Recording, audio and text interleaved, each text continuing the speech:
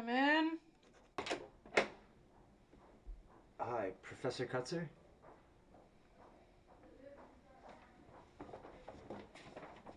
I'm here to discuss the grades you gave me on my paper. Well, that's why I have office hours from 2 to 4 p.m. Tuesday and Thursday. Yes, but I spoke to you after class today and you said I could come by. You look familiar. What's your name? Edward. Edward Zims. I'm in your politics and media course. Okay. I don't recall this earlier conversation, but all right, I'll give you 5 minutes. Great. That 5 minutes begins when you sit down. Oh, right. Anyway, I was hoping that we could Is talk. that it in your hands? Excuse me? In your hands, is that the paper? Oh, yeah, this is the paper. Give it to me. Okay. All right. Okay, got it. So what's the problem? Well, my problem is that I thought after submitting previous drafts for review that this version followed the feedback that I received.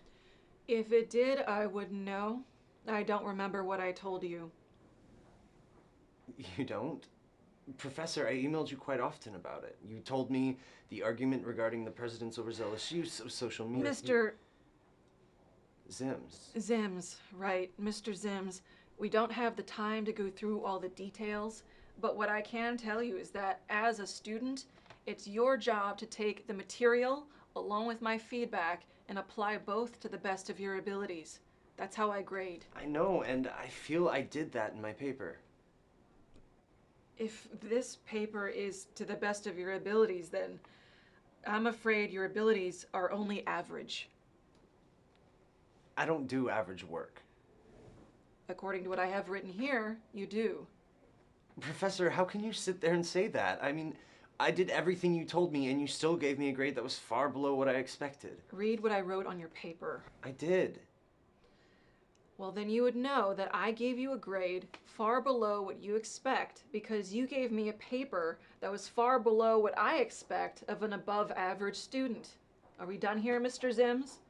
No, you're wrong. I mean, to sit there and glance at my paper for a few seconds and then call me an average student is absurd. I mean, it's ridiculous to think that I'm the one in the wrong when what I gave you was exactly what you asked for. I mean, maybe I'm not an average student. Maybe you're an average professor and you just...